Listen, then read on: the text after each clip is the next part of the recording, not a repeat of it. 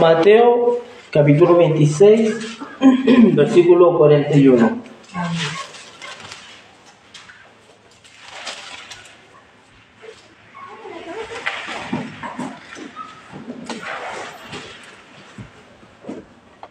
Pero vamos, para entender un poco el contexto, a partir del versículo 40.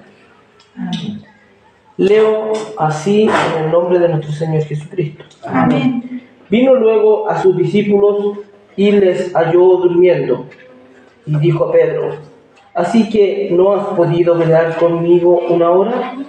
Velad y orad, para que no entréis en tentación.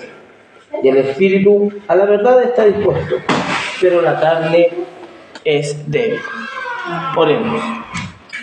Señor, te damos gracias por estar este día del Señor en este lugar.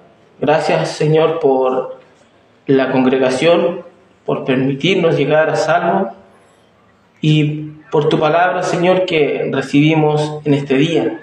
Que nuestros corazones, Señor, puedan estar sumisos y atentos a tu palabra, Señor.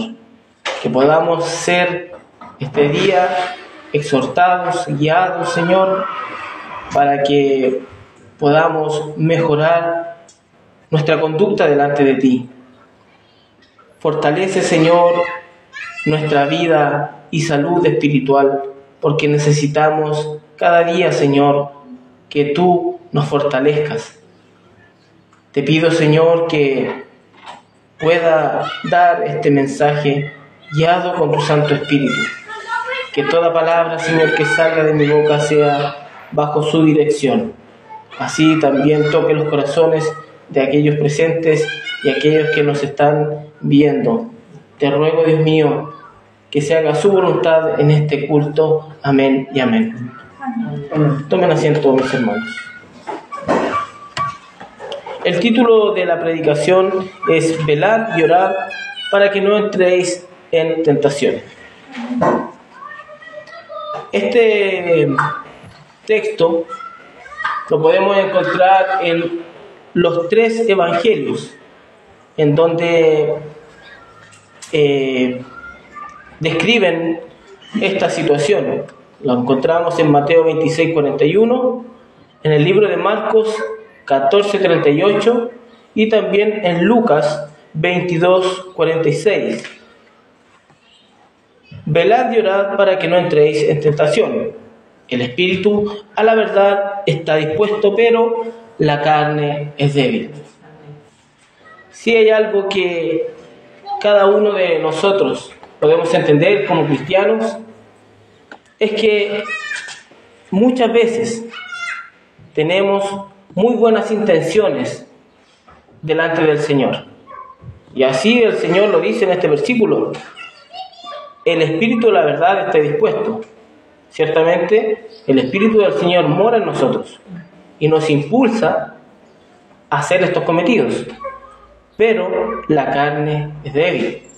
Por lo tanto, aquí hay un llamado de atención para que tengamos cuidado con lo que nosotros le prometemos al Señor. Y no solo al Señor, sino que a todo lo que conlleva al Señor, tanto como a la iglesia y como ya mencioné, al Señor. Tenemos una responsabilidad muy grande y quizás muchas veces no le tomamos el peso a esto, pero aquí la palabra del Señor nos está diciendo que es una realidad. Estas palabras del Señor se repiten, como ya les mencioné, en estos 3 evangelios, y la única diferencia que hay entre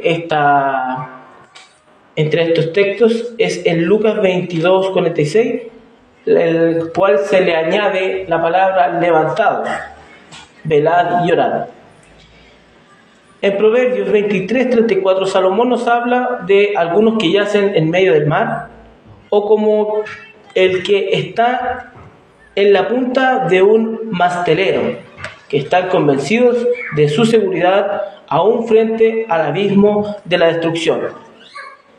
Este ejemplo que nos pone el rey Salomón es de aquellos que yacen en el medio del mar, como ya lo mencioné, y que están en la punta de un mastelero. ¿Qué es un mastelero? Es un palo que está en el bote, en la barca, y que está primero la base, y segundo está el mastelero, y después viene otro palito más arriba, que quiere decir que igual está en altura. Entonces una persona en medio del mar, que está en la altura, está como en peligro en realidad, quiere decir. Pero aquí lo que quiere decir que está convencido de seguridad frente al abismo de la destrucción. ¿Por qué toca este texto el libro de Proverbios? Porque pone como ejemplo el atrevimiento de alguien que está en la punta de un mastelero en medio del mar. Leemos lo que hicieron los discípulos cuando estaban con nuestro Señor en el huerto. Recuerden que este texto está relacionado con el huerto de Getsemaní en el preciso momento en que el Señor iba a ser arrestado. Jesús se encontraba a poca distancia ofreciendo ruegos y súplicas con gran temor, clamor y lágrimas. Veamos Hebreos capítulo 5, versículo 7, para describir esa situación en la que se encontraba nuestro Señor Jesucristo en el huerto de Getsemaní. Hebreos capítulo 5, versículo 7.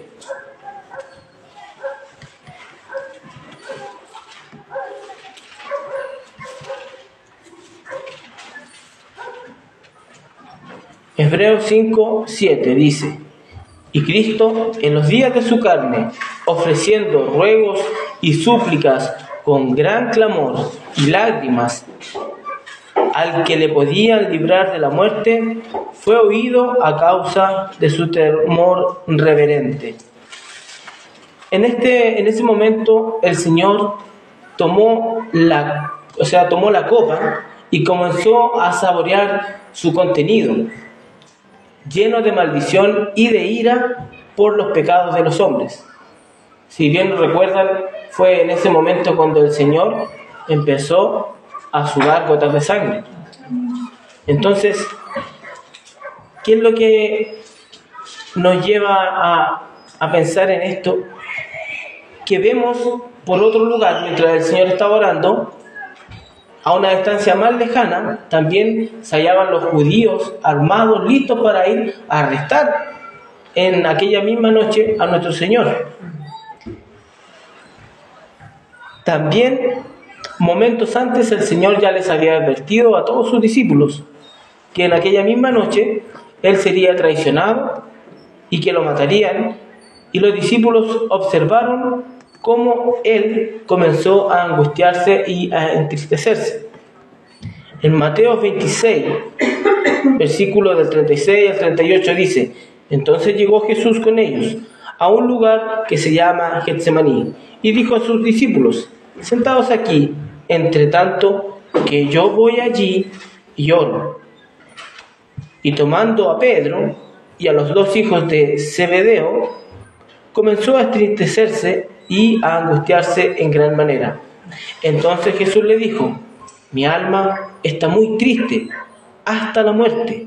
Quedaos aquí y velad conmigo. Es un momento bastante crítico.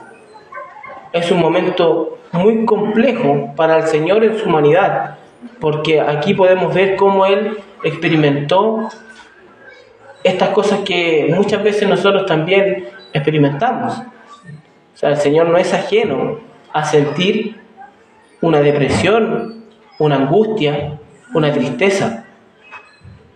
Pero lo que nosotros sentimos, multiplíquelo no sé cuántas veces. No tiene comparación lo que el Señor vivió en ese momento.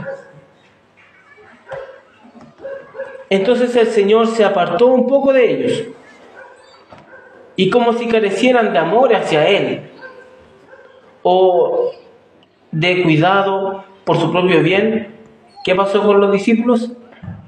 Se quedaron dormidos. tenemos que entender que ellos siempre estuvieron mostrando como un compromiso con Él.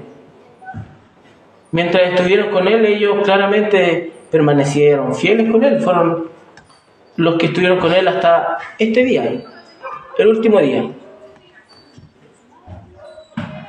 Y podemos ver que aún los más santos, cuando se dejan solos, pronto manifiestan su debilidad. No por nada dice la Escritura que el que piense estar firme, mire que no caiga. Debemos ser prudentes y humildes, porque somos débiles.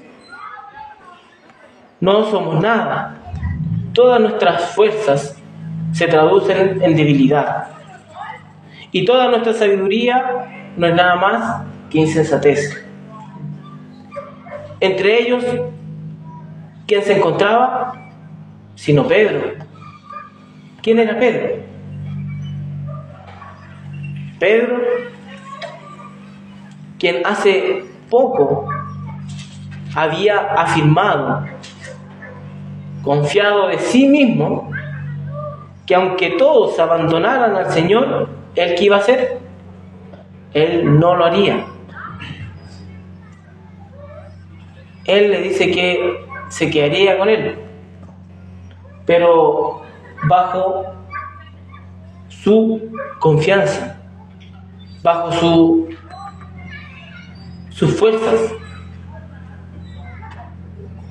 Y luego el Señor se dirige a él en particular en el versículo 40 del capítulo que estamos viendo, de Mateo 26.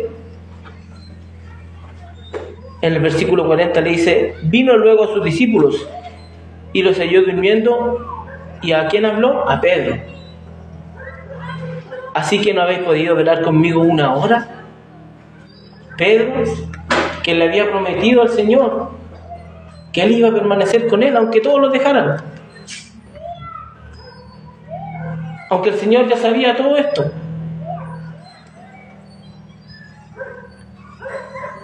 Entonces, esto es como que si el Señor le dijera en este versículo: ¿no eras tú, Pedro, que no me abandonaría? ¿Crees que podrás cumplir tu palabra sin siquiera no has podido velar ni siquiera una hora? ¿Esto significa morir por mí? ¿Morir en tu seguridad mientras yo muero por ti? Resulta increíble ver a Pedro el realizar esa atrevida promesa para luego descuidarla. Pero debemos entender que la raíz del mismo tipo de traición que moró en Pedro es la que mora en cada uno de nuestros corazones. Esas obras del corazón a veces nos pueden llegar a cometer este tipo de faltas. Todos los días vemos el fruto que produce. Nuestros más nobles compromisos de obedecer al Señor, nuestras mejores intenciones de serle fiel, decaen y se convierten en una deplorable negligencia. Muchas veces olvidamos este detalle. Olvidamos que existe algo que se llama tentación y que constantemente está en nuestro alrededor, constantemente está en nuestro diario vivir. Y muchas veces caemos en ella y pecamos y ni siquiera nos damos cuenta. La palabra velar es constantemente usada por distintos apóstoles. Y una de los que más usan esta palabra es, nuestro Señor Jesucristo, el apóstol Pablo y Pedro. En 1 Corintios capítulo 15, versículo 34, dice el apóstol Pablo: velad debidamente y no pequéis, porque algunos no conocen a Dios. Para vergüenza vuestra lo digo. Versículo 16, capítulo 16, 13. Velad, estad firmes en la fe, portaos varonilmente y esforzaos. En Hechos 20, 31. Por tanto, velad, acordaos que por 3 años, de noche y de día, no he cesado de amonestar con lágrimas a cada uno.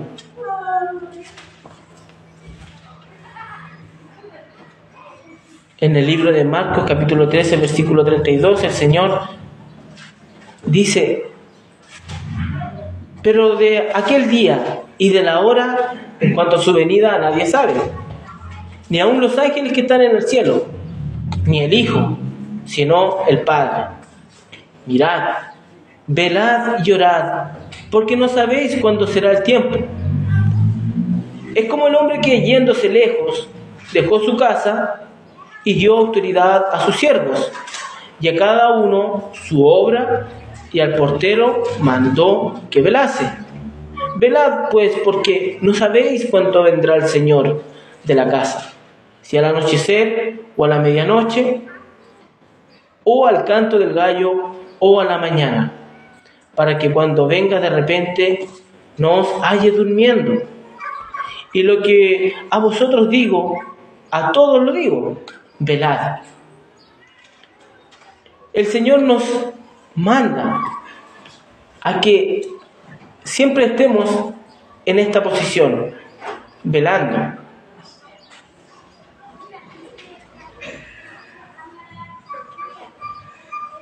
Y es porque el Señor sabe que nuestro corazón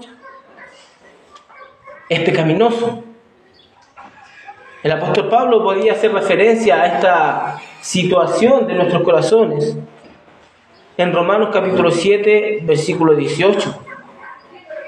Romanos capítulo 7, versículo 18.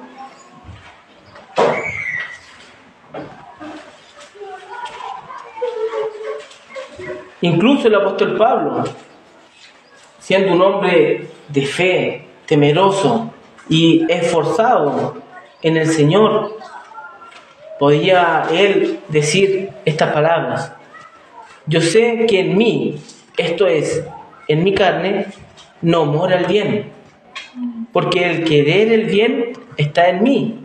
Como lo decía el versículo anterior, el espíritu está dispuesto, pero no el hacerlo. Y lo que decía posteriormente el otro versículo: la carne es débil.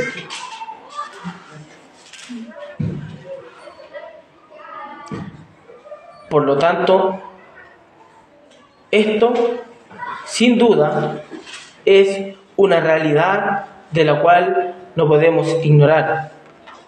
En medio de esta situación en la que el Señor experimentó con sus discípulos, les advierte su condición, les advierte sobre su debilidad y el peligro que corrían, y los anima a evitar la perdición que yacía a la puerta. ¿Y qué es lo que les aconseja? Velad y orad. Sus palabras incluyen 3 elementos. 1, una advertencia en cuanto al mal, o sea, la tentación. 2, el medio que éste utiliza para prevalecer, o sea que cuando entramos en ella.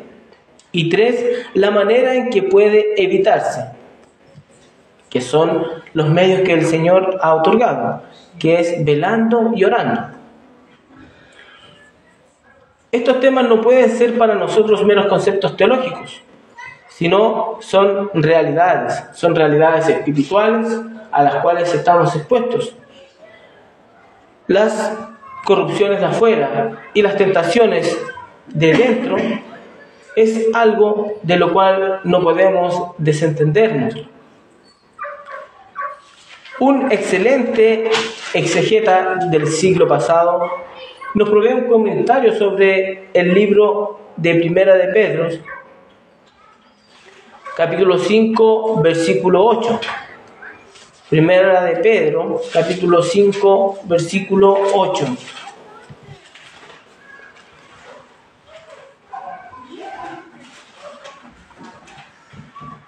Este comentarista se llama John Brown y nos da una definición bien completa sobre lo que significa esta palabra velar.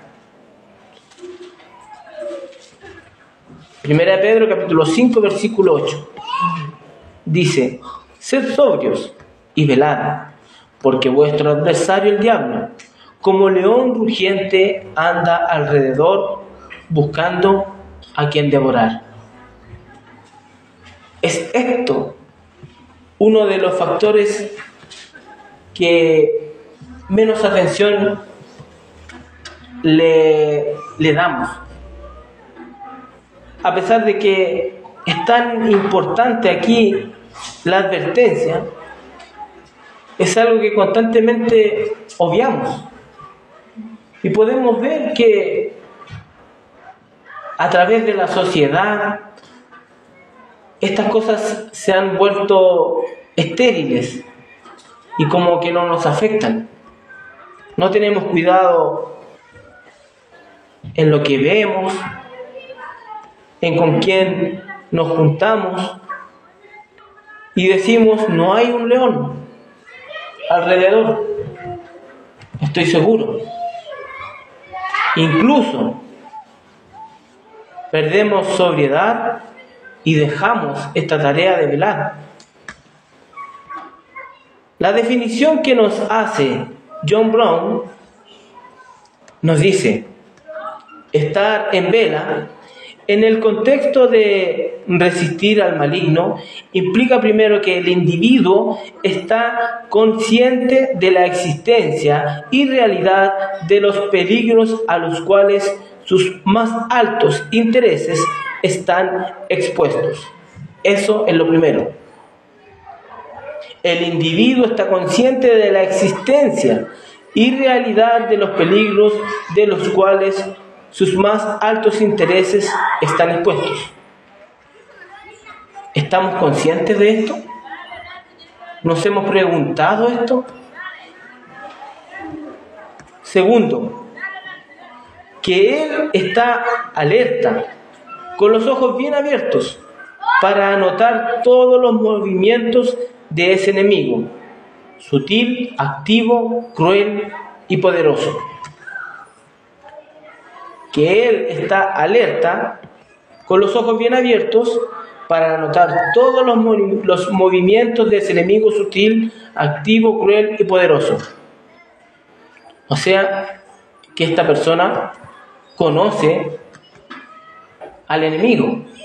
Y es como todo estratega en la guerra. Lo primero que hace es estudiar al enemigo.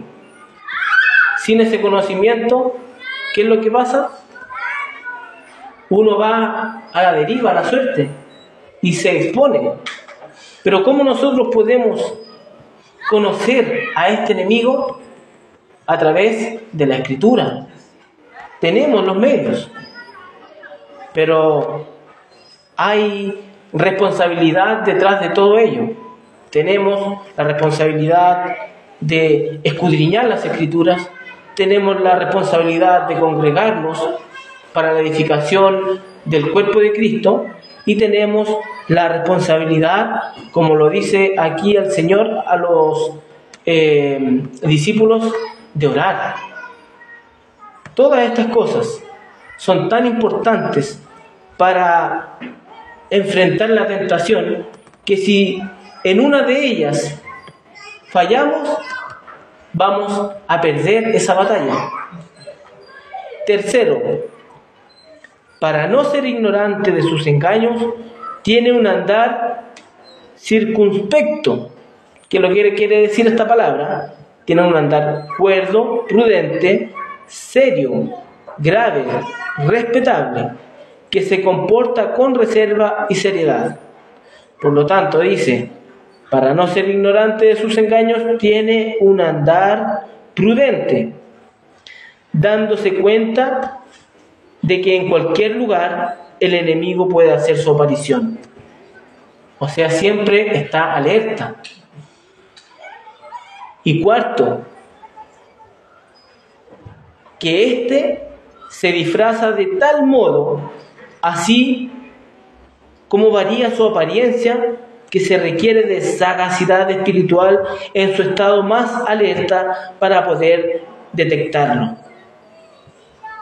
Sabemos que el enemigo se disfraza incluso de ángel de luz. Entonces, aquí hay un trabajo muy importante de parte de cada cristiano, una responsabilidad muy grande que es ejercitar los sentidos. Debemos ejercitarnos espiritualmente porque hay que recordar que estamos en una batalla, estamos en una guerra. No nos puede pasar que el enemigo los sorprenda, así como lamentablemente podíamos ver en Israel, como ellos en un día no menos importante, claramente, ellos se descuidaron.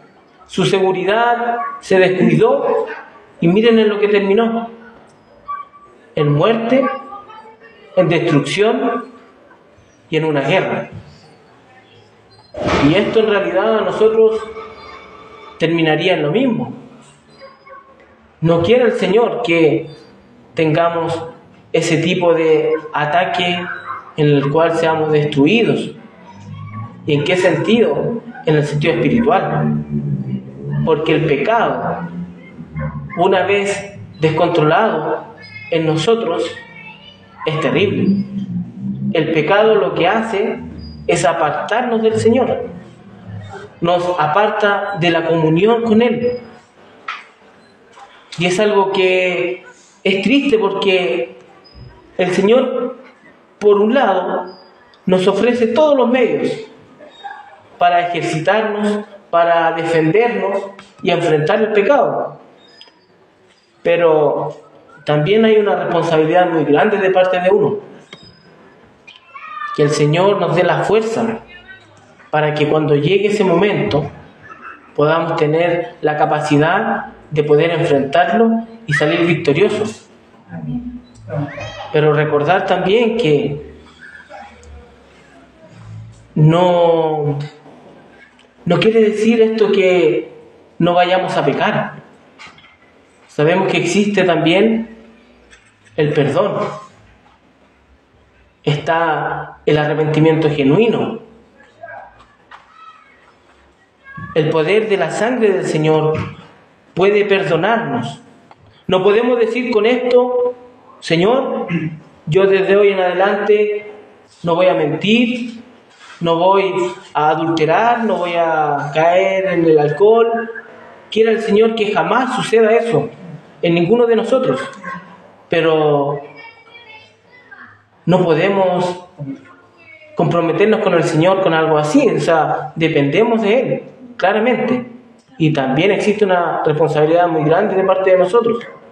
Por algo el Señor otorga estos mensajes también que son tan importantes, que nos ayude el Señor a meditar en su palabra, a meditar en estos temas que son tan importantes.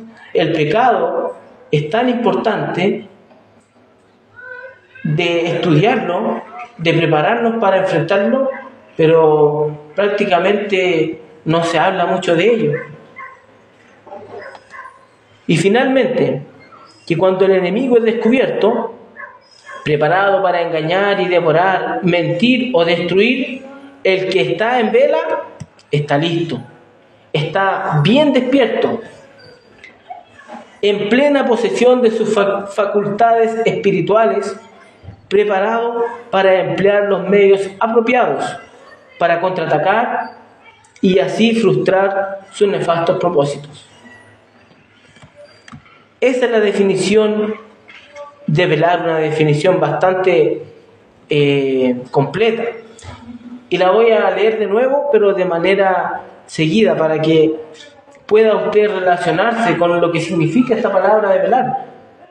Si pueden darse cuenta, no es solo estar alerta, sino que es bastante extensa la definición, porque abarca mucho.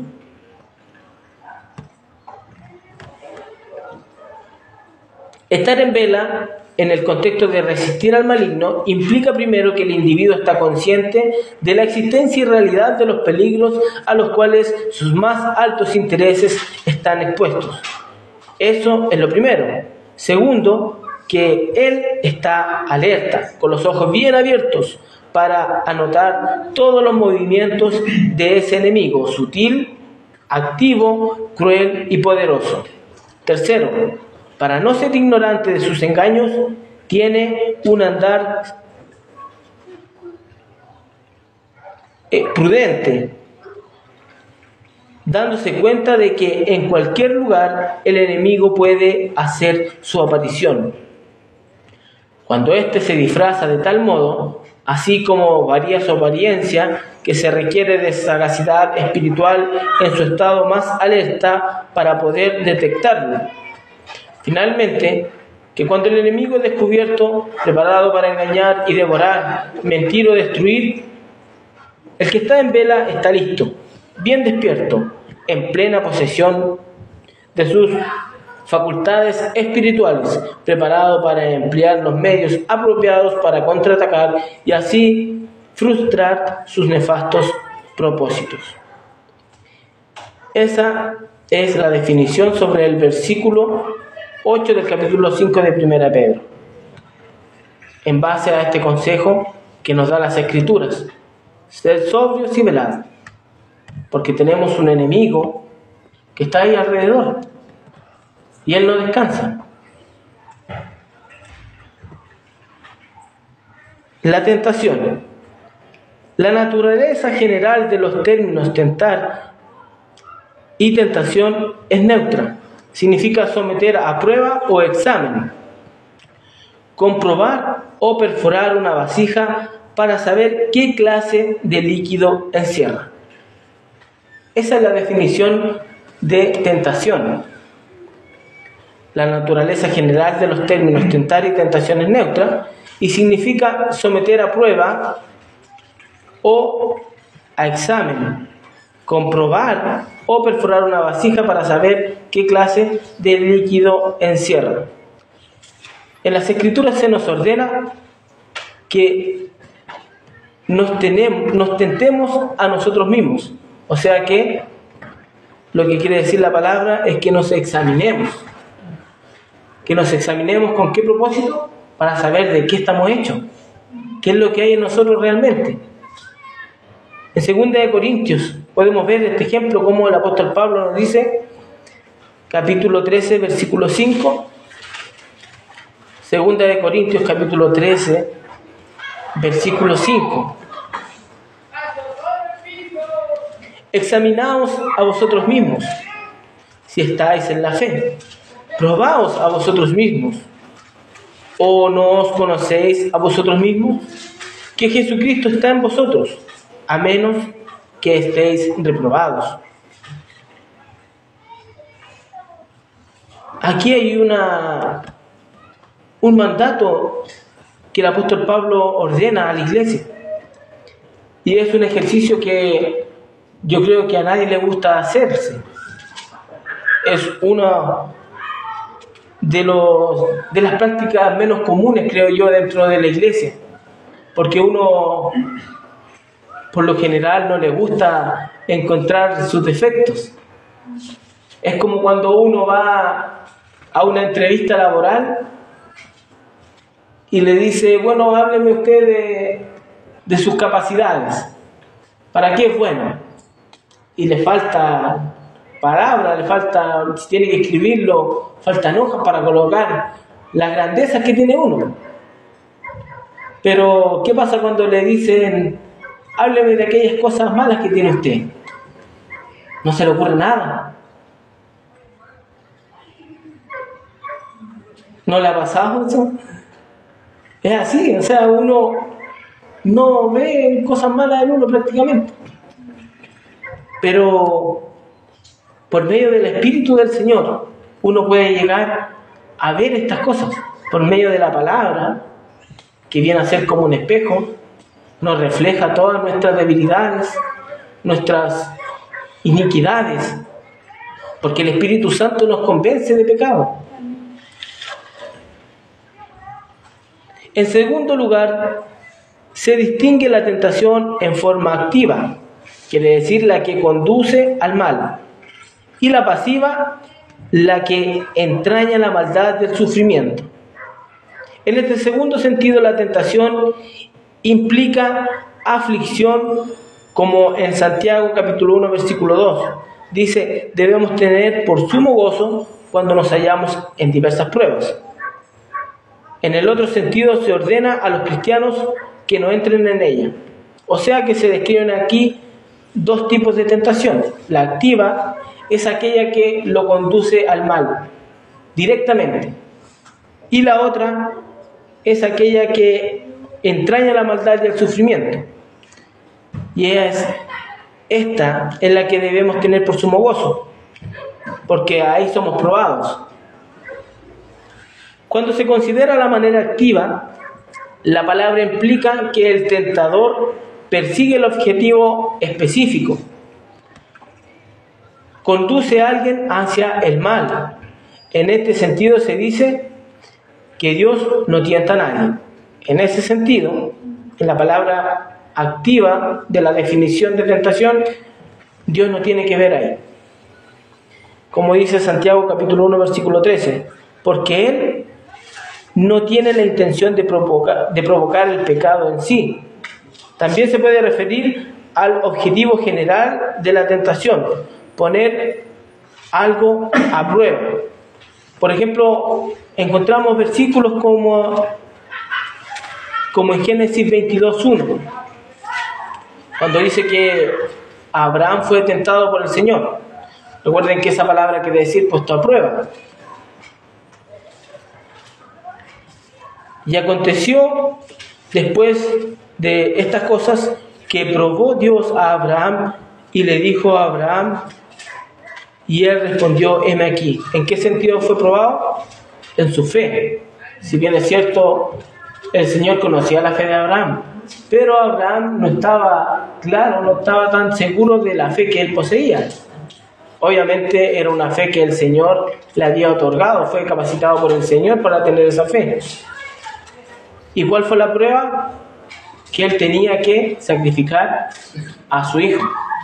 Fue una prueba, una locura podría decirlo alguien. O sea, alguien le presenta este versículo a un incrédulo y es algo que moralmente es terrible. ¿Cómo el Señor pudo mandar a Abraham a degollar a su hijo? Eso es una locura. Pero el propósito no era ese. El propósito era que Abraham se diera cuenta de la fe que tenía. Y también en Deuteronomio 13, del 1 al 3, cuando el Señor le habla a su pueblo acerca de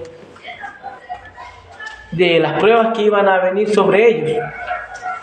Cuando se levante en medio de ti profeta, o soñador de sueños, y te anunciare señal o prodigios, y si se cumpliere la señal o prodigio que él te anunció, diciendo, vamos en paz de dioses ajenos, que no conociste, y sirvámosle.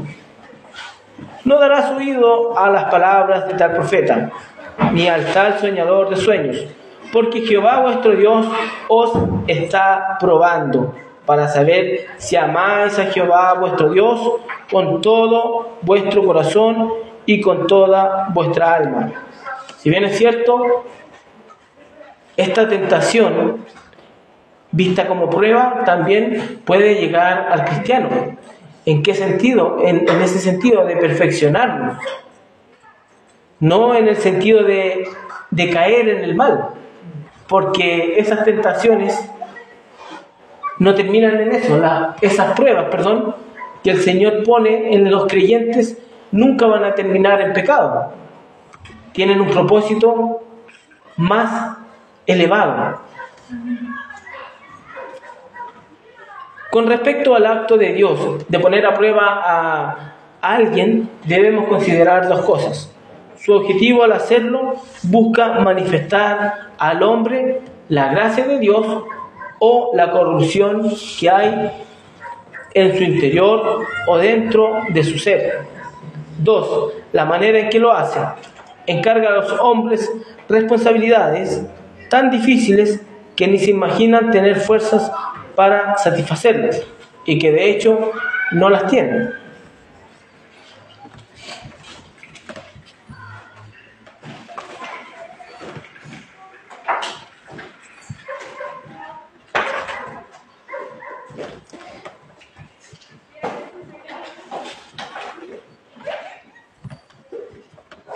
Al revelarle al hombre y mostrarle lo siguiente, su gracia preventiva. Así el hombre reconoce que solo Dios lo guarda de pecar hasta que enfrentamos la tentación. Imaginamos que vivimos por nuestras propias fuerzas. Pensamos que por mucho que los demás hagan esto o aquello, nosotros nunca lo vamos a hacer. Y eso es un pensamiento bastante recurrente en las personas. Uno puede escandalizarse al ver a alguien cometer un pecado no grave, y lo que uno primero se le viene a la mente es este pensamiento. No, yo nunca lo voy a hacer. ¿Cómo? No puedo entender esto, ¿cómo puedo hacerlo? Pero es complejo. Es complejo porque hay casos en el mundo que desconcertan igual a las personas. Personas, por ejemplo, que parejas han vivido una vida entera y después estas personas pueden cometer atrocidades tan grandes con sus hijas o con sus hijos que uno no entiende cómo pudo llegar a pasar algo así, que llega a no puede caber en nuestras mentes. ¿Cómo pudo llegar a suceder en un hecho tan complejo y tan pecaminoso? Pero debemos entender que si nosotros no pecamos más de lo que deberíamos, es por la gracia del Señor. Es porque Él está deteniendo esa maldad en nuestros corazones. Es por misericordia que nosotros no pecamos más de lo que deberíamos.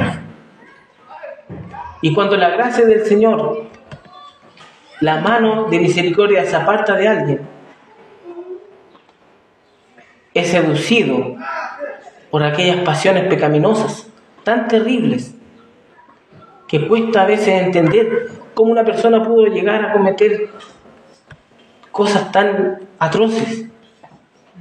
Y ahí es donde uno puede pensar en realidad las consecuencias del pecado. ¿Qué nos pasaría a nosotros si el Señor quitara su mano sobre nosotros?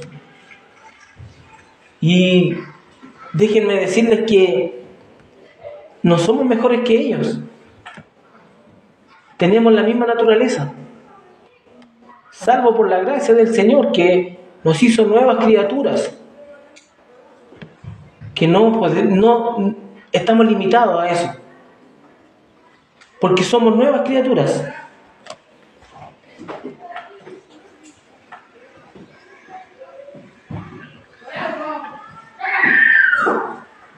Cuando llega la prueba, percibimos rápidamente de dónde proviene nuestra seguridad. Indispensablemente, de si resistimos o decaemos. Así sucedió en el caso de Abimelech, a quien Dios dijo: yo te detuve de pecar contra mí, en Génesis 26. Es el Señor el que detiene que nosotros pequemos. Esa en realidad es la verdad. No podemos decir yo por mi fuerza.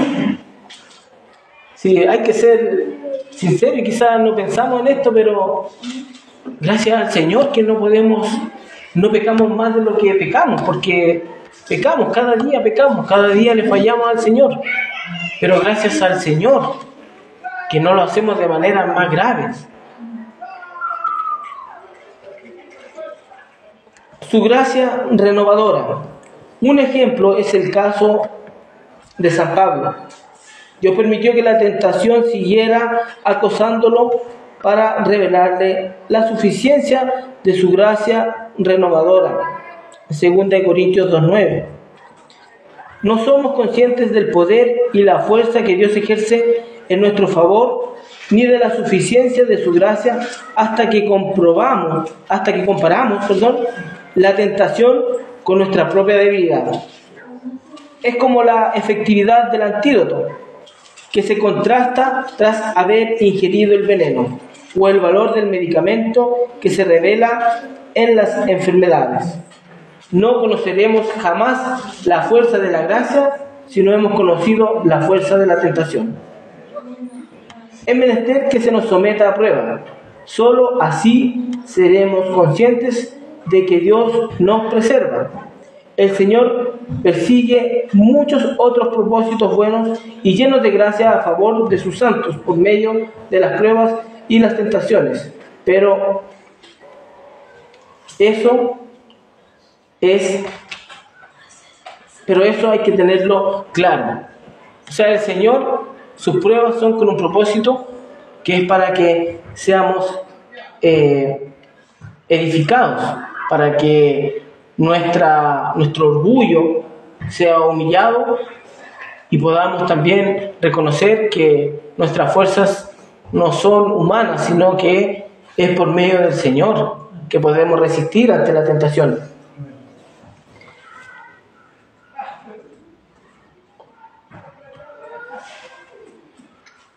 Y bueno, y también podemos entender que existen pruebas no solo en cuanto a pecados, sino que también en cuanto a sufrimientos. Muchas veces también somos probados con esto. Y esto busca que nosotros podamos fortalecer nuestra confianza en el Señor. Podamos poner nuestra fe en Dios. A veces quizás nos va a ser difícil entender estas cosas, sobre todo con el sufrimiento. El sufrimiento es algo que es terrible porque trae consecuencias complejas en nuestros sentimientos. A veces es difícil lidiar con estas realidades, pero mientras no tengamos claro los propósitos del Señor, mientras no entendamos que el Señor a nadie le da una prueba que no pueda soportar, mientras no entendamos que el Señor no es malo y que el Señor siempre está preocupado de que nosotros mejoremos. El Señor siempre está preocupado de una tarea, que lleguemos a ser lo que fuimos en un principio en la creación, alcancemos su imagen y su semejanza.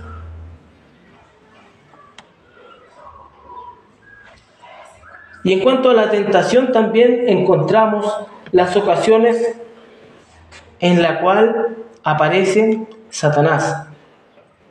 Satanás tienta a las personas por sí mismos, sin valerse del mundo, sus cosas o personas, ni de nosotros mismos.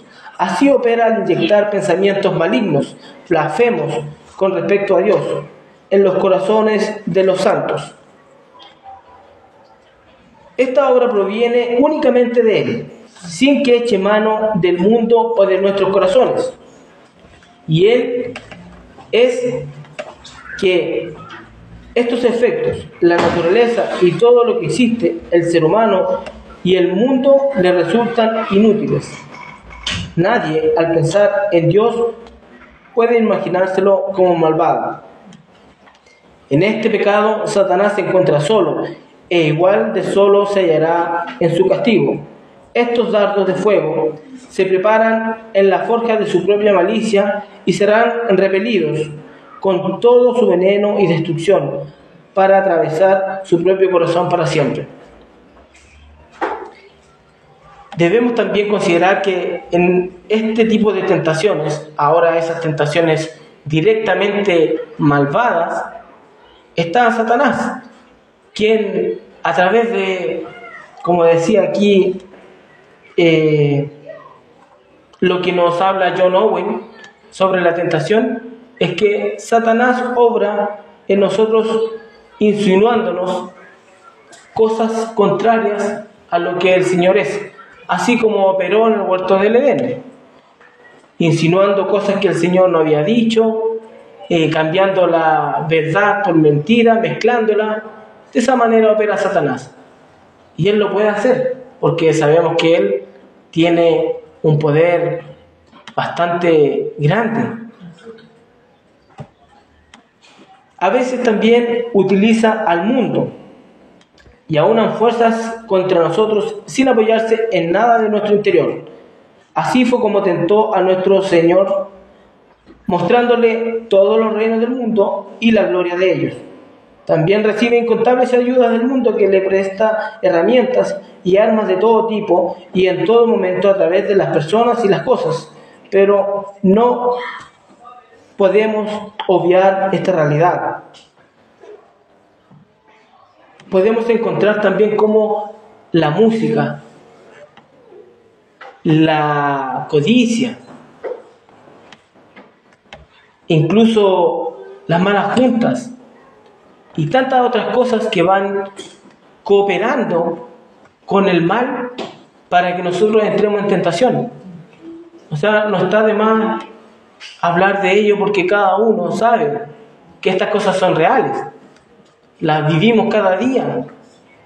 Lo podemos ver en estas herramientas que utiliza Satanás en la tecnología, Facebook, Instagram, la televisión, la música. Estas cosas Satanás sabe darle un buen uso y son efectivas. Vea cómo está el mundo. Y no podemos olvidar lo que dice la Escritura, que el mundo entero está bajo el maligno.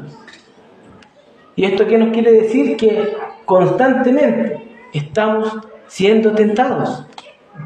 Estamos siendo tentados cada día, porque estas estrategias de Satanás operan cada día y no descansan. Sabemos que él es un guerrero de su juventud. Es complejo. Punto 13. A veces somos nosotros mismos quienes lo auxiliamos ante las tentaciones de Satanás. Nuestro caso no es el mismo que el de Cristo, quien indicó que el diablo nada tiene en él. Lo que dice Juan capítulo 14 versículo 30. Con nosotros es distinto, porque el enemigo halla en nuestro pecho a un fiel aliado que le resulta útil para la mayoría de sus propósitos. En Santiago capítulo 1 versículo 14 al 15. Así tentó a Judas. Aquí hay una fusión de todo. Está el poder del enemigo, están las herramientas que él puede utilizar, que tiene a la mano, y está el aliado que tiene Satanás, que es nuestro corazón, que es engañoso, que es corrupto. Y uno de los ejemplos más claros es el de Judas, que cumple con los tres elementos que usa Satanás. Fue el discípulo quien comenzó la obra y maquinó en su corazón entregar a Cristo. Y con ese objetivo, ¿quién entró ahí en su corazón? Satanás. Él, en Lucas 22:13, a continuación puso al mundo y sus cosas a trabajar. Estos convinieron en darle dinero, O sea, ahí vemos un elemento que eran los fariseos y los sacerdotes. Lucas 22:5. Y le proveyeron de las 30 piezas de plata. Ahí tenemos otro elemento. Luego echó mano de sus hombres, incluidos los sacerdotes y fariseos, de la corrupción del propio Judas, que era codicioso. ¿Por qué? Porque él era ladrón. Y eso no era algo que lo encontró afuera, eso era algo que estaba dentro de él. Entonces Satanás es muy astuto. Él nos conoce también a nosotros. Él sabe quiénes somos, cómo somos. Y es algo que muchas veces nosotros no lo consideramos. Si este tema es bastante complejo no considerarlo. Olvidar de que estamos en guerra es un tema muy delicado. Porque él era ladrón y teniendo la bolsa, sustraía de lo que se hallaba en ella.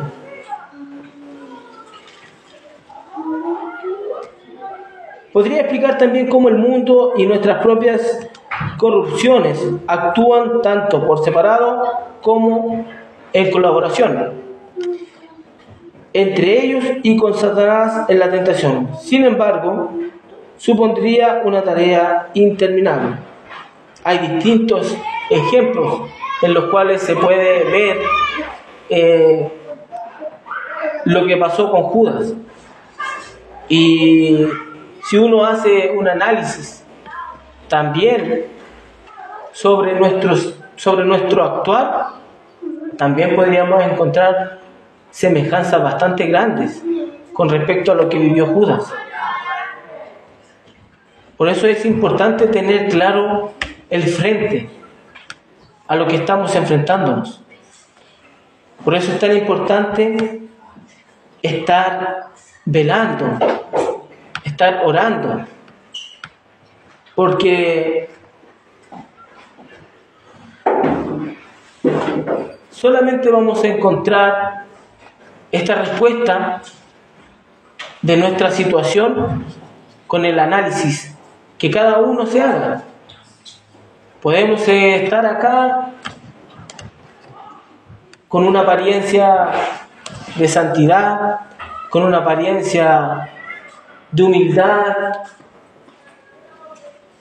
pero olvidamos que al Señor no lo podemos engañar.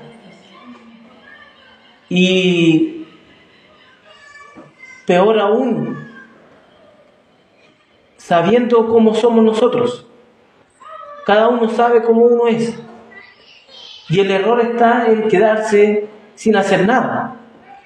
Sin ir al Señor y decir: Señor, yo sé que tú sabes cómo soy yo, pero yo quiero que tú sepas de mí en lo que yo estoy fallando,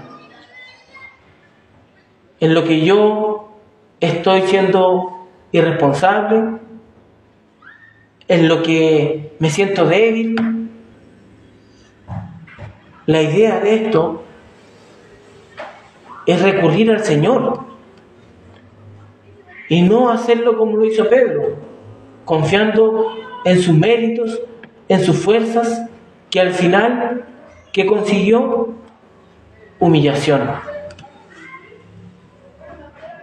Él después, siempre que me acuerdo de esa escena, se me ponen los pelos de punta, porque está súper bien graficada en esa película de la tentación de Cristo, cuando Pedro vive ese momento.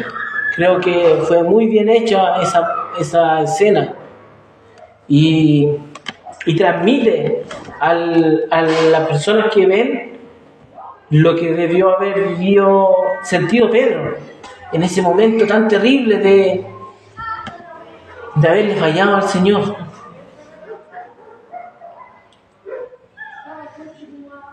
Así pues, en sentido general, la tentación es toda cosa, estado, modo o condición que sobre cualquier pretexto ejerce una fuerza o eficacia que seduce y atrae la mente y el corazón del hombre para desviarlos a la desobediencia que Dios le exige, a fin de que cometa pecados de distinta gravedad.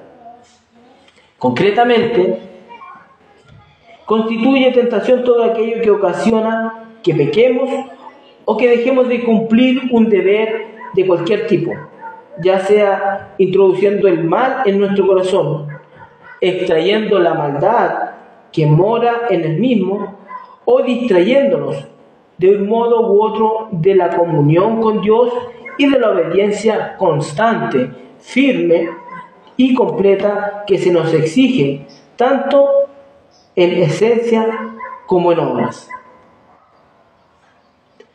Para aclarar esta definición, cabe observar que, aunque la palabra tentación parezca presentar principalmente una connotación activa, es decir, el poder de la seducción hacia el pecado en sí, las Escrituras la emplean a menudo con un sentido neutro que señala el contenido de la tentación o la cosa por la cual somos tentados. En esto se basa la definición que se ha formulado antes.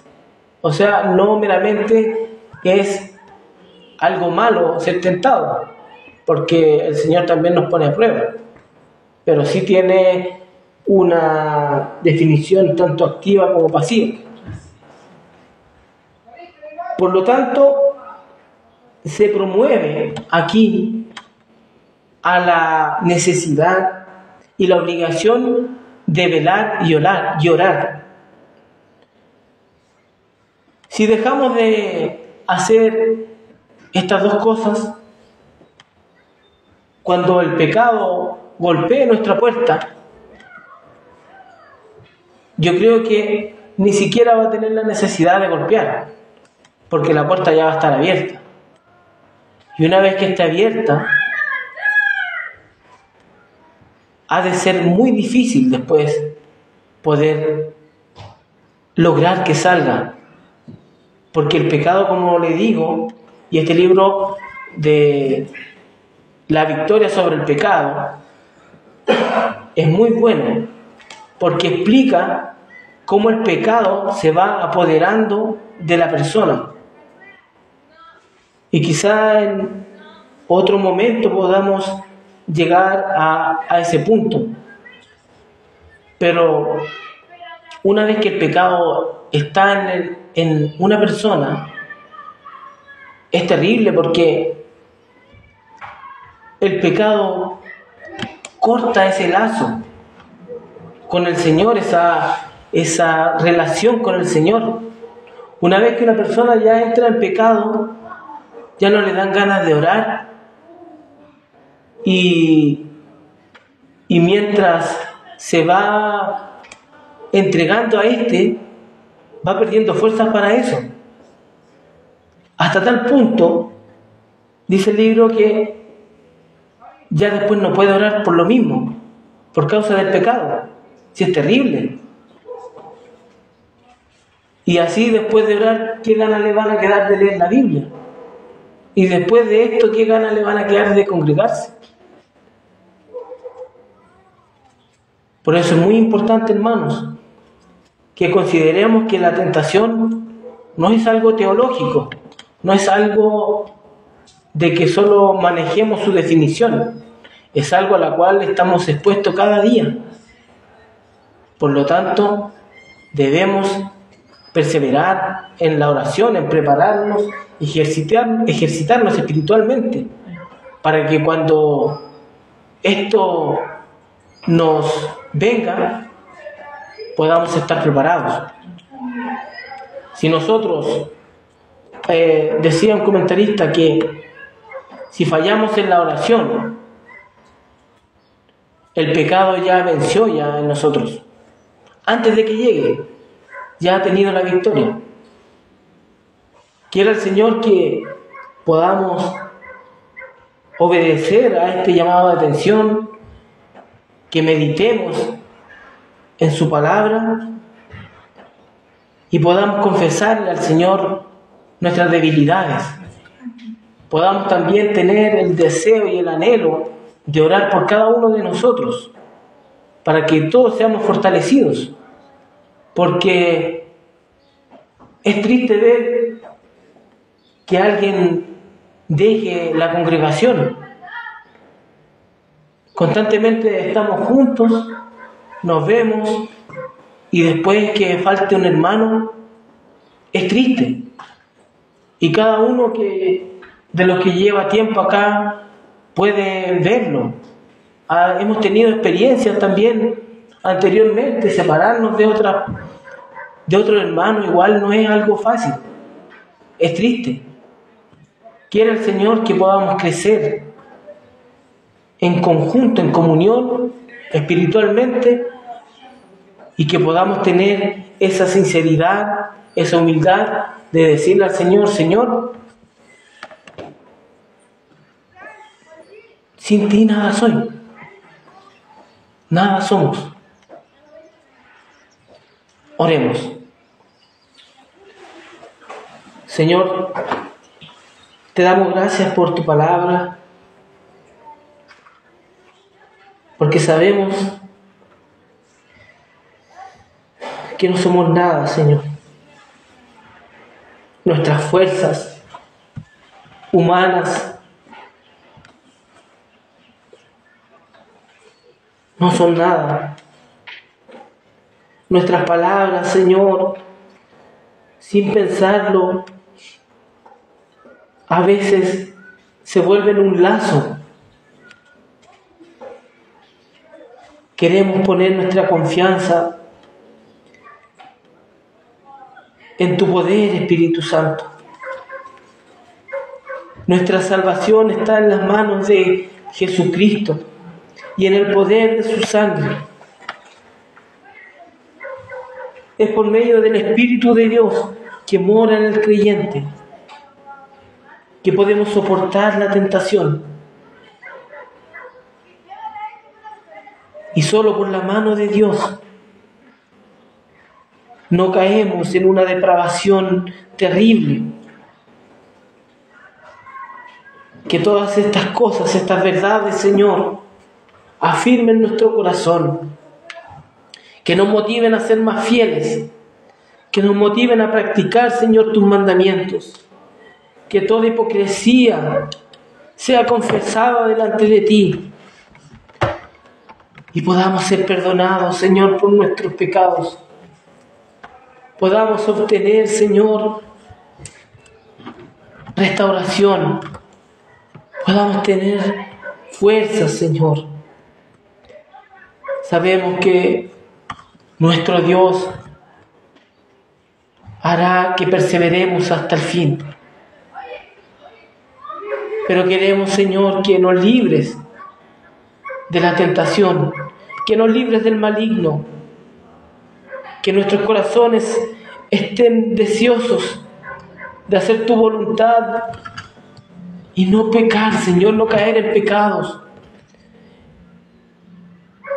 Danos la fuerza, Señor,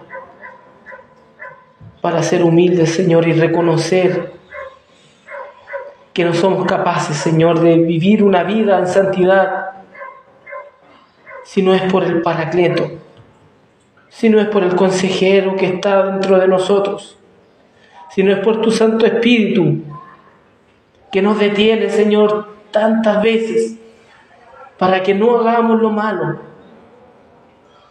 Y lamentablemente, incluso con todo esto, Señor, muchas veces no le hacemos caso, Señor. Perdónanos, Dios mío. Y que podamos, Señor, ser sinceros delante de ti. Te lo pedimos en el nombre de Jesús. Amén y amén. Lo voy a pedir a nuestro hermano José que pueda orar para que nos despida.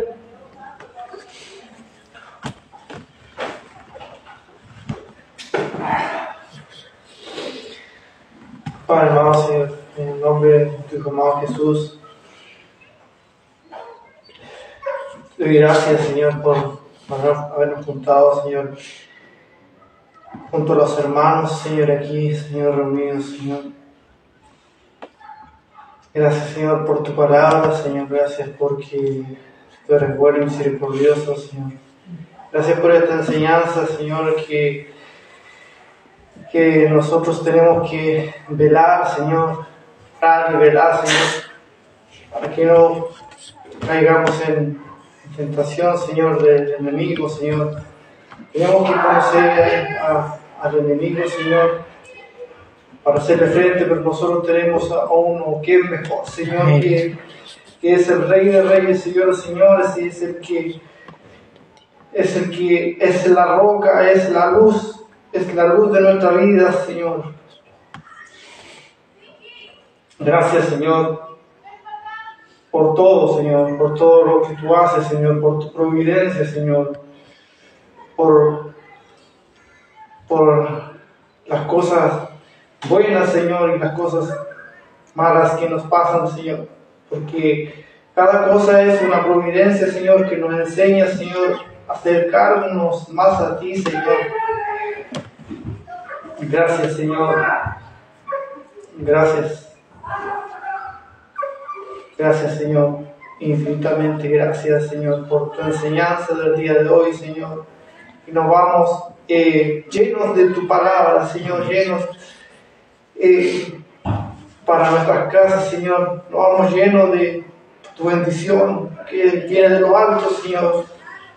Que no es terrenal, Señor, viene de lo alto, Señor, viene por tu palabra, Señor, que nos va